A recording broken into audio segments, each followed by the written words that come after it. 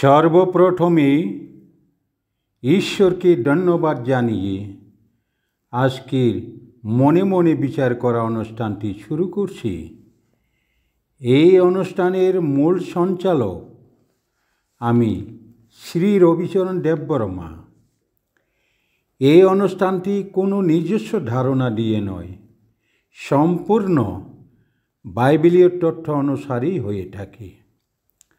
তাই প্রিয় দর্শকবৃন্দ, বাক্যের মধ্যে ভুল ত্রুটি থাকিলে ক্ষমা করে দিবেন, কারণ আমি একজন ত্রিপুরা রাজ্যের বাসিন্দার ও বাংলাভাষী ত্রিপ্রাসা সম্প্রদায়ের লোক। তাই আমি বাংলা ভাষা ভালো করে বলতে পারি নাই বলেই সবার কাছে ক্ষমা চেয়ে নিচ্ছি। আসুন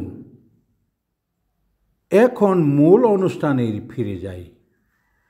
আজকের মূল বিষয়বস্তু হচ্ছে বর্তমানে এই পৃথিবীর বয়স নিয়ে। তাই আসুন প্রথমে আমাদেরকে মনে বিশ্বাস রাখতে হবে যে বাইবেলের উপর। বাইবেল হচ্ছে ঈশ্বরের সত্য বাক্য। তাই বাইবেল লেখক হচ্ছে স্বয়ং নিজেই ঈশ্বর, তা স্বয়ং ঈশ্বরই। তাই আসুন আমরা এই মূল অনুষ্ঠানে বিষয়ের উপর ব্যাখ্যা বিশ্লেষণ করার আগেই বাইবেলে আলোটি যাই। বাইবেলে আমরা দেখতে পাই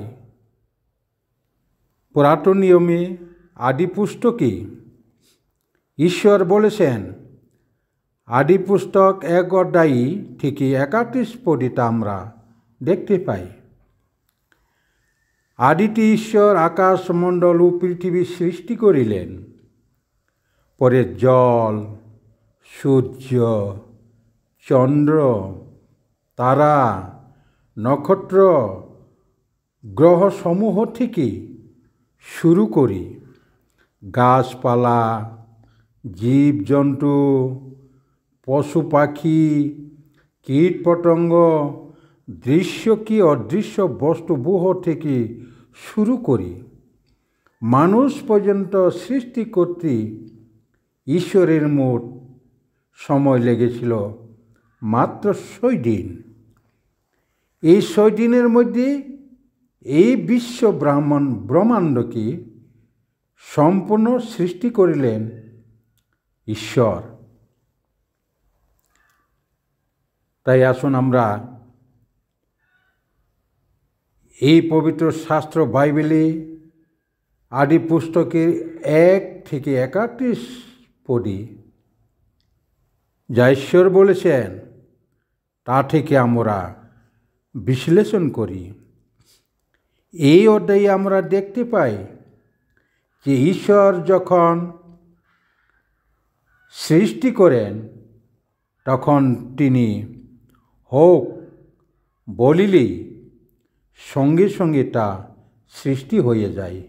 যেমন দীপ্তি হোক, বিতান হোক, পৃথক করুক, এইভাবে আদেশ করার সাথে সাথে তা হয়ে যায়। এইভাবেই ঈশ্বর এই বিশ্ব ব্রহ্মাণ্ডকে 6 দিনে সৃষ্টি করিলেন। কোনো কোটি কোটি বা বিলিয়ন বিলিয়ন বৎসরের প্রয়োজন হয় না, যা বিজ্ঞানীরা বলে থাকেন। তা সম্পূর্ণ ভুল, অর্থাৎ বাইবেলের সাথে কোনো মিল নাই। যেমন বিজ্ঞানী জর্জ লুই লেক্লিয়ার, ফরাসি বিজ্ঞানী যাকে বলে আমরা, থেকে শুরু করে ব্রিটিশ বিজ্ঞানী লিউ কেলভিন থেকে শুরু করে উইলিয়াম রংস্টেন, বার্ট্রাম বল্ডউড থেকে শুরু করে বিবর্তন বিট বিজ্ঞানী চার্লস ডারউইন থেকে আমরা দেখতে পাই তাদের হিসাবে এই পৃথিবীর বয়স 454 বিলিয়ন বৎসর বলে তারা প্রমাণ করে দেন।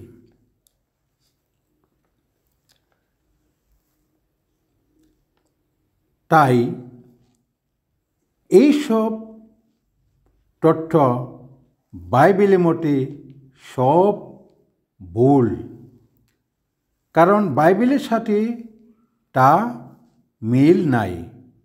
কারণ বিজ্ঞানীরা বর্তমানে এই পৃথিবীর বয়স নির্ণয় করতে গিয়ে তারা যে বিশ্লেষণ করেছিলেন তা সম্পূর্ণ ঈশ্বরের বাক্যের বিপরীত। তাই এইভাবে বাইবেল ছাড়া অন্য ধর্মগ্রন্থেও বা বিজ্ঞানীদের মতে পোষণ করে থাকেন তারা। বিভিন্ন ধর্মগ্রন্থের বিভিন্ন কথা বলে থাকেন এই সৃষ্টি বিষয়ে, কারণ তারা জানে না এইসব ধর্মগ্রন্থ বা বিজ্ঞানীদের পুস্তকের কথা কোনো ঈশ্বরের উদ্গম স্রোত হইতে হয় না, কেবল মানুষের মস্তিষ্কের চিন্তা দ্বারাই লেখা হয়ে থাকে।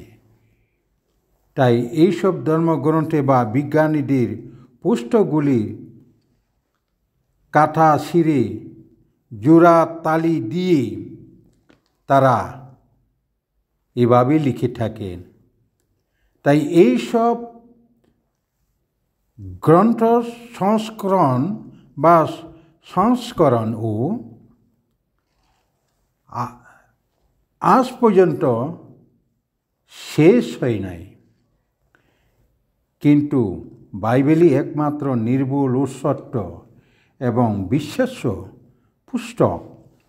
তাই ঈশ্বর বাইবেলে আমাদেরকে শিক্ষা দেয় এই পবিত্র শাস্ত্র বাইবেলের বাক্যের সহিত অন্য বাক্যকে যোগ না করতে এবং তাহা হইতে অর্থাৎ এই বাইবেলের বাক্য হইতে কিছু হ্রাস করতেও না করে দিলেন। তা আমরা পবিত্র শাস্ত্র বাইবেলে পুরাতন নিয়মে 2 বিবরণে 12 অধ্যায় 32 পদে আর নতুন নিয়মে প্রকাশিত বাক্য পুস্তকের 22 অধ্যায় 18 থেকে 19 পদে তা আমরা দেখতে পাই। কারণ ঈশ্বর বাইবেল আমাদেরকে শিক্ষা দেয় বিশ্বাসীদের পরিপক্ব হবার জন্য। ঈশ্বরের বাক্য বাইবেলের মধ্য দিয়েই একমাত্র বিশ্বাসীদের উপায়।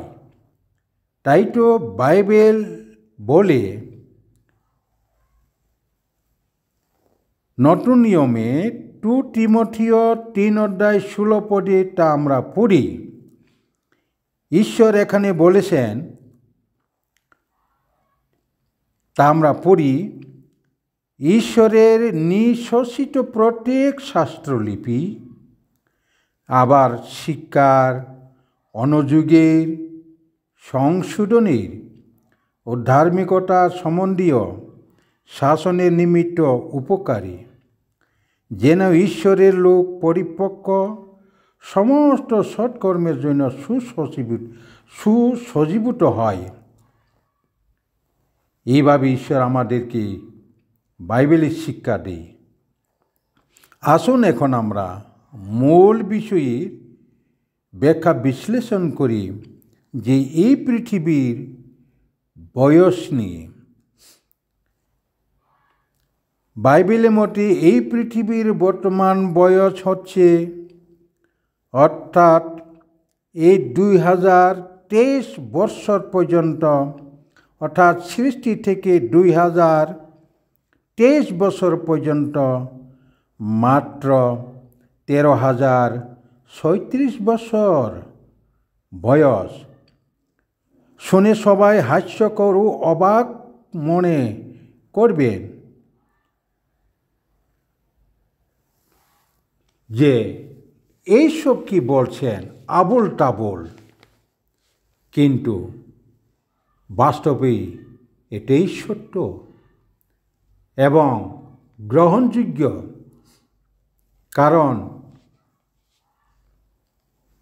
এই তথ্যটি সম্পূর্ণ বাইবেলীয় তথ্য অনুসারেই হয়ে থাকে, কোনো নিজস্ব ধারণা দিয়ে নয়, যেমন বিজ্ঞান বা অন্য ধর্মশাস্ত্র গ্রন্থের মতো মানুষের চিন্তাধারায় বা মানুষের মস্তিষ্কের চিন্তাধারায় তা বলা হয় না। আমরা যা বলি সম্পূর্ণ বাইবেলীয় তথ্য অনুসারেই বলে থাকি। তাই আসুন আমরা বাইবেল থেকে বিশ্লেষণ করি। বাইবেলে আদি পুস্তকে 1 অধ্যায় ও 2 অধ্যায়, অর্থাৎ 1 থেকে 2 অধ্যায়ে তা আমরা এখন বিশ্লেষণ করি। এই অধ্যায়ে যখন আমরা পড়ি তা দেখতে পাই যে প্রথম মনুষ্য থেকে, বা যাকে যখন ঈশ্বর এই পৃথিবীতে প্রথম মনুষ্যকে সৃষ্টি করিলেন, তখন মাত্র সৃষ্টির 6 দিনের মাথায় ঈশ্বর প্রথম মনুষ্যকে, যাকে আমরা আদম বলে, তাকে সৃষ্টি করিলেন। অর্থাৎ সৃষ্টির 6 দিনের মাথায় এই পৃথিবী বা বিশ্ব ব্রহ্মাণ্ডকে সৃষ্টি করতে ঈশ্বরের মোট সময় লেগেছিল 6 দিন। তাই এই 6 দিনের মধ্যে শেষ দিনে, অর্থাৎ 6ষ্ঠ দিনে মনুষ্যকে সৃষ্টি করিলেন। তাকে ঈশ্বর নাম দিলেন আদম। তাই এই আদমের বয়স আমরা যখন নির্ণয় করি, তখন বাইবেল থেকে দেখতে পাই তার সর্বমোট বয়স হচ্ছে 930 বছর। তা আমরা বাইবেলে আদি পুস্তকে, অর্থাৎ পুরাতন নিয়মে আদি পুস্তকে 5 অধ্যায় 5 পদে দেখতে পাই। আবার আদমের বয়স যখন 130 বছর হয়, তখন সেটকে জন্ম দিলেন। তা আমরা আদি পুস্তকে 5 অধ্যায় 3 পদে দেখতে পাই। কিন্তু এখানে আরেকটি বিষয় উল্লেখ করতে হয়। আদমের প্রথম পুত্র সন্তান হচ্ছে কয়িন এবং হেবল, এই দুজন। কিন্তু ঈশ্বর এই বৎসরের গণনা করতে গিয়ে এই হেবল এবং কয়িনের কোনো উল্লেখ করে নাই। শুধু তারপরে জন্ম যে হয়েছিল, যে পুত্রটি বা যে সন্তানটি, তার নাম উল্লেখ করেছিলেন, তার নাম হচ্ছে সেট। তাই আদম থেকে সেট, অর্থাৎ আদমের বয়স যখন 130 বছর হয়, তখন সেটকে জন্ম দিলেন। এইভাবেই আদম থেকে নূহের জল প্লাবন পর্যন্ত এবং নোহের জলপ্লাবন থেকে আব্রাহাম পর্যন্ত, অর্থাৎ আব্রাহাম পর্যন্ত, আব্রাহাম থেকে যাকব বা যাকে ইসরায়েল বলে, ইসরায়েল পর্যন্ত। তো ইসরায়েল থেকে সলোমনে মন্দির নির্মাণ পর্যন্ত যখন আমরা হিসাব করি এবং এই সলোমনে মন্দির নির্মাণ থেকে খ্রিস্ট পর্যন্ত যখন আমরা হিসাব করি, তখন আমরা দেখতে পাই, অর্থাৎ যীশু খ্রিস্ট, যাকে আমরা বিসি বলি, পূর্বাব্দ, অর্থাৎ যীশু খ্রিস্ট জন্মের আগে এই পৃথিবীর বয়স ছিল মাত্র 11,013 বৎসর। 11,013 বছর। আর 11,013 বছর থেকে বর্তমানে যীশু খ্রিস্টের জন্মের পর 2023 বছরকে যদি আমরা যোগ করি, তাহলে আমরা পাই 13,037 বছর এই পৃথিবীর সর্বমোট বয়স। এটাই বাস্তব এবং সত্য। এই হলো বাইবেলের তথ্য। আসুন আমরা এই বাইবেলের তথ্যটি এখন আমরা আরও বিশ্লেষণ করি।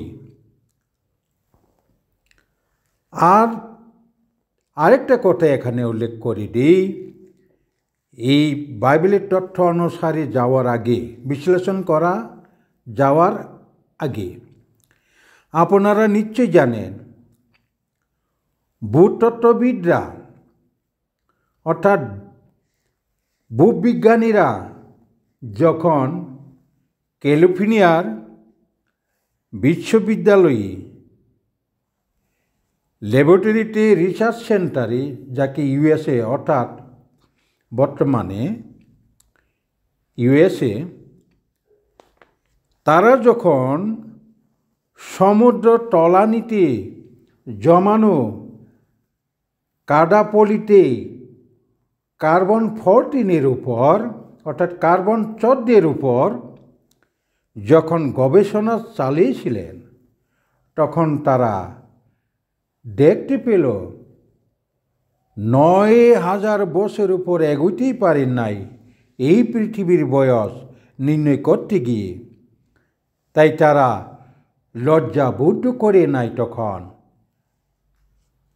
তাই আমরা এটাই নিশ্চিতভাবে বলতে পারি, বিজ্ঞানীদের ধারণা সব ভুল, কিন্তু বাইবেলই আসল নির্ভুল তথ্য দিতে পারে। এই ঈশ্বরের বাক্য মধ্যে দিয়ে তা আমরা স্পষ্ট বলতে পারি যে এই পৃথিবীর বর্তমান বয়স মাত্র 13,037 বছর, এই 2023 বছর অবধি পর্যন্ত। তাই আসুন আমরা এখন বাইবেলের তথ্যগুলি বিশ্লেষণ করি এবং যাচাই করি। আসুন আমরা এই তথ্যটি এখন দেখি। আসুন আমরা এখন বাইবেলের তথ্য অনুসারে এই পৃথিবীর সৃষ্টির বৎসরটি নির্ণয় করি। কারণ এগুলি তথ্য জানতে হলে আমাদের কি বাইবেলে আলোতে যেতে হবে। কারণ ঈশ্বর সম্পূর্ণ এই বাইবেলের তথ্য দিয়েছেন। আমরা আসুন এখন দেখি। এই চারটি দেখুন, এগুলি সব বাইবেলের তথ্য অনুসারে চারটি করা হয়েছে। এই 7। আমরা জানি ঈশ্বর যখন এই পৃথিবীর সৃষ্টি করেন বা এই বিশ্ব ব্রহ্মাণ্ডকে যখন সৃষ্টি করেন, তখন 6 দিনের মধ্যেই তার সৃষ্টি সম্পন্ন করেছিলেন।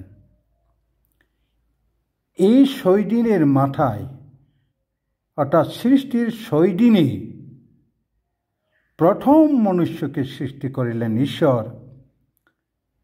তাই ঈশ্বর তার নাম দিলেন আদম। যখন আদমের বয়স থেকে আমরা এই পৃথিবীর খ্রিস্ট পর্যন্ত, আদমের বয়স থেকে ক্রমে ক্রমে যখন আমরা গণনা করব, তখন আমরা দেখতে পাইবি যে এই পৃথিবী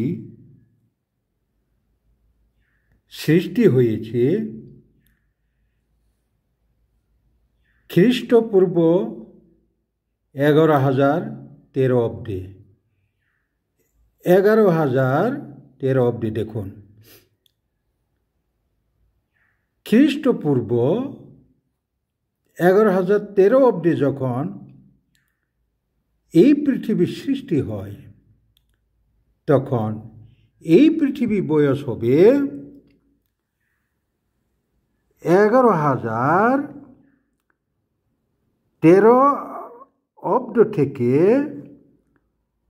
2023 সাল পর্যন্ত যখন আমরা এই 11,013 অব্দকে 2023 সাল দিয়ে যখন যোগ করি, তখন আমরা পাই 13,036 বছর। এই হলো ঈশ্বরের দেয়া তথ্য, বাইবেল থেকে নেওয়া 7 এখানে তুলে ধরছি। যখন ঈশ্বর আদমকে সৃষ্টি করেছিলেন, সেই আদম 130 বছর বয়সে তার পুত্র সেতকে জন্ম দিলেন। কত? 130 বছর বয়সে তার পুত্র সেতকে জন্ম দিলেন। আমরা আদিপুস্তক জেনেসিস চ্যাপ্টার 5 ভার্স 3 দেখতে পাই। আর আদমের বয়স যখন 930 বছর হয়, তখন সে মারা যায়। অর্থাৎ আদমের বয়স যখন 930 হয়, তখন সে মৃত্যুবরণ করেছিল। অর্থাৎ 930 বছর বয়সে আদমের মৃত্যু হয়। এইভাবে আমরা স্পষ্টভাবে যখন বাইবেলে 7টি তৈরি করি, দেখুন, আদমের ছেলে বা আদমের পুত্রকে সেত। কত সালে সেতকে জন্ম দিলেন আদম? 130 বছর বয়সে আদম সেতকে জন্ম দিলেন। তাহলে আদমের সর্বশুদ্ধ বয়স কত? 930 বছর। এই থেকে এই সূত্র ধরে যখন আমরা গণনা শুরু করি, এখান থেকে যখন শুরু করি যে খ্রিস্ট জন্মের পূর্বাব্দ পর্যন্ত, তখন আমরা দেখতে পাই এই পৃথিবীর সৃষ্টি খ্রিস্টপূর্বাব্দ 1300 আর 11,013 অব্দেই সৃষ্টি হয়েছিল। দেখুন, এটা ক্রমে ক্রমে এভাবে আমরা ক্যালকুলেশন করলে পাই। যেমন ধরুন, এখানে আরেকটা উল্লেখ করতে হবে, আদমের 2 সন্তান সেতের পূর্বে ছিল বা আগে ছিল, তারা হচ্ছে এই যে কোয়েন অ্যান্ড হেবল, কোয়েন এবং হেবল। তারার কোনো গণনা করতে হয় না এখানে, কারণ তাদের বয়স ঈশ্বর এখানে নির্ধারিতভাবে দেয়নি, তাই তাদের কোনো গণনা এই চার্টে আসবে না, এই ফলকে আসবে না। তবু এই গণনার সময়ে যখন এই কোয়েন এবং হেবলকে বাদ দিলেও এই গণনা অশুদ্ধ হবে না, কারণ ঈশ্বর জানেন কিভাবে তার গঠন, কিভাবে তার সৃষ্টি, কিভাবে গণনা করতে হবে, সব এই বাইবেলই তিনি দিয়েছেন। তাতে কোনো অসুবিধা নাই, তাতে কোনো ভুল নাই। কারণ আদমের বয়স 930 বছরের মধ্যে এই যে যখন সেতকে জন্ম দিলেন, অর্থাৎ 130 বছর বয়সে, তখন সেটাকে গণনা করলেও কোনো অশুদ্ধ হয় না বাইবেলের মতো। তাই ঈশ্বর এইভাবেই দেখিয়ে দিলেন। দেখুন, সেটের পর কে আসলো, আর এর ক্রমে ক্রমে যখন যখন আমরা নোহা পর্যন্ত আসব, নোয়া, এই যে নোহ পর্যন্ত আসব, নোহের জল প্লাবন পর্যন্ত, তখন আমরা এই বছরটা এইভাবে গণনা করলে আমরা পাই। আর নোহ থেকে যখন আব্রাহাম পর্যন্ত আসব, তখন আমরা এইভাবে গণনা করলে আমরা সম্পূর্ণ এই বছরটি পাইব। এইভাবে আব্রাহাম থেকে যাকুব থেকে সলোমন থেকে খ্রিস্ট পর্যন্ত যখন আমরা আসব, তখন আমরা এই সংখ্যাটি সম্পূর্ণ স্পষ্ট দেখতে পাই। যেমন ধরুন, আমি একটা উদাহরণ দিচ্ছি, বোঝার সুবিধার্থে আপনারা নিজেরাই গণতে পারবেন ধীরে ধীরে, তাতে কোনো অসুবিধা হবে না। কিন্তু এখানে আবার আপনারা বলতে পারেন যে শ্যাম, এই যে শ্যাম, হাম, জাফেট, এগুলোতে নোহের সন্তান, তারারে এই গণনাতে আনছে না কেন, এ কথা বলতে পারেন। তো ঈশ্বর এভাবে নির্দেশ দিয়েছেন আমাদেরকে, নোহের জল প্লাবনের 2 বছর পরে আরফাক্ষদকে শ্যাম জন্ম দিলেন। এই আরফাক্ষদ থেকে আবার গণনা করতে ঈশ্বর এই নিয়মটি দিলেন, তাতে কোনো ভুল হয় না। কারণ নোহর সন্তান হচ্ছে শ্যাম, শ্যামের সন্তান হলো আরফাক্ষদ। তারা সব জলপ্লাবনের মধ্যে ছিল, আর জলপ্লাবনের পরবর্তী 2 বছর পরেই এই শ্যাম আরফাক্ষদকে জন্ম দিল। তখন আরফাক্ষদের বয়স ছিল, আর এই শ্যামের বয়স ছিল 500 বছর। এইভাবে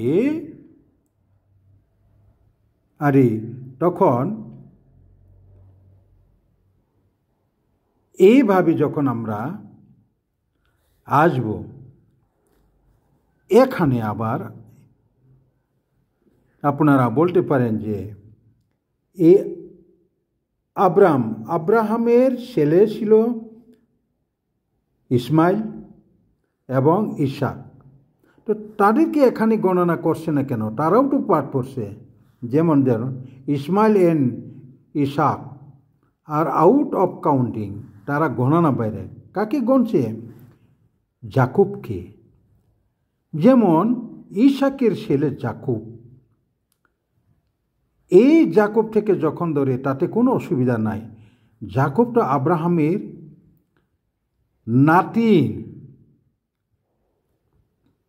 তাই এই আব্রাহামের সন্তান হচ্ছে ইসাক, ইসাকের সন্তান হচ্ছে যাকব। এইভাবে ঈশ্বর তার নিয়মে এই ইসরায়েল থেকে গণার জন্য নির্দেশ দিয়েছেন। তাই ইসরায়েল মানে যাকব। এই আব্রাহাম পরে যাকব থেকে শুরু করে রাজা সলোমন পর্যন্ত গণনা করলে আমরা পাই। এই রাজা সলোমন থেকে যখন আমরা খ্রিস্ট পর্যন্ত গণনা করি তখন আমরা এই সম্পূর্ণ তথ্যটি আমরা দেখতে পাই যে খ্রিস্টপূর্ব 11,013 অব্দেই এই পৃথিবী সৃষ্টি হয়েছিল। তাদের কোনো সন্দেহ নাই, ভুল নাই, সম্পূর্ণ নির্ভুল তথ্য এবং ঈশ্বরের বাক্য থেকে আমরা এই দেখতে পাই। যেমন ধরুন এই যে 36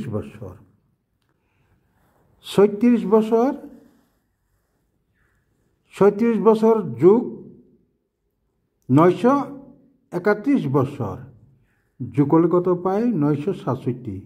967 যখন আমরা 480 দিয়া যোগ করি তখন আমরা পাই 1447 অব্দে। 1447 যখন 430 দিয়া যোগ করি তখন আমরা পাই 1877 অব্দে।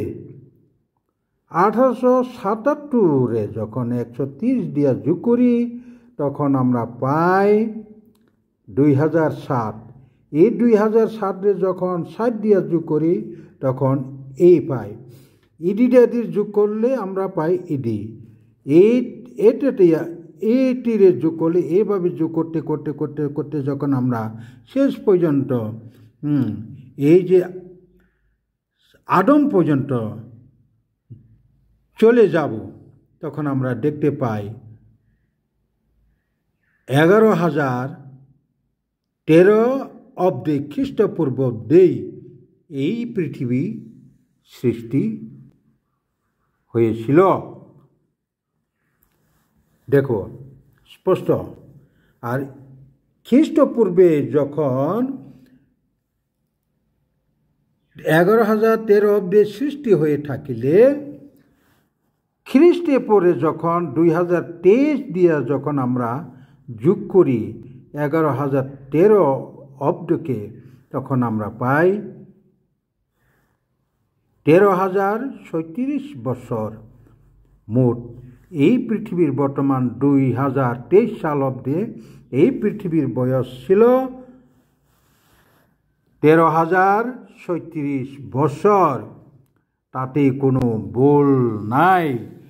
নিঃসন্দেহে আমরা ডিক্লার দিতে পারি এই পৃথিবীর বয়স মাত্র 13,037 বছর, কোনো কোটি কোটি বিলিয়ন বিলিয়ন বছর না।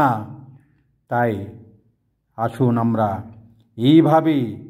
এইভাবে ঈশ্বরের বাক্যে পবিত্র শাস্ত্র বাইবেলের মধ্যে দিয়ে আমরা আগামী 2039 সালে যে পৃথিবী ধ্বংস হয়ে যাবে অর্থাৎ প্রভু যীশু খ্রিস্টের দ্বিতীয় আগমন হবে সেই বিষয়টি আমরা পরবর্তী ভিডিওতে আমি দেখিয়ে দিব সম্পূর্ণ বাইবেলের তথ্য অনুসারে।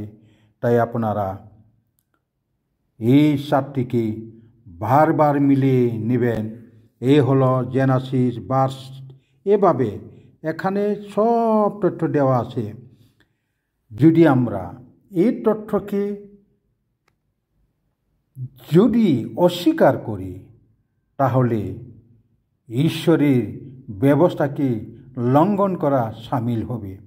আর বাইবেল বলে যে পাপাচরণ করে সে ব্যবস্থা লঙ্ঘন করে, আর ব্যবস্থা লঙ্ঘনই হচ্ছে পাপ, আর পাপের বেতন হচ্ছে মৃত্যু। মৃত্যু মানে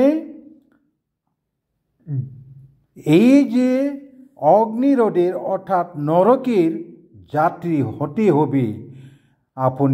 আমি যদি এই বাইবেলের কথাকে বিশ্বাস না করে থাকেন, তাই আসুন আমরা যাতে ঈশ্বরের নিয়মকে যাতে ভঙ্গ না করে বিশ্বাস করি, সেই উপরে ভিত্তি করে সবাইকে আবার আমার আন্তরিক শুভেচ্ছা জানিয়ে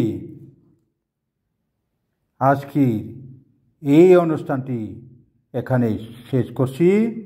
প্রভু যীশু খ্রিস্ট জয় হোক, আমেন। শেষ করার আগে ঈশ্বরের কাছে প্রার্থনা। হে আমাদের স্বর্গস্থ পিতা, তোমার নাম পবিত্র বলিয়া মান্য হোক, তোমার রাজ্য আইসুক, তোমার ইচ্ছা সিদ্ধ হোক, যেমন স্বর্গে তেমনি পৃথিবীতে হোক। আমাদের প্রয়োজনীয় খাদ্য আহার আমাদিগকে দাও, আর আমাদের অপরাধ সকল ক্ষমা করো, যেমন আমরাও আপন আপন অপরাধীদিগকে ক্ষমা করিয়াছি। আর আমাদিগকে পরীক্ষাতে আনিও না, কিন্তু মন্দ হইতে রক্ষা করো, আমেন। এভাবেই সবাই প্রার্থনা করবেন। ঈশ্বরের বাক্য অনুসারে এ প্রত্যাশা রেখে আপাতত এখানকার এই অনুষ্ঠানটি এখানে শেষ করছি।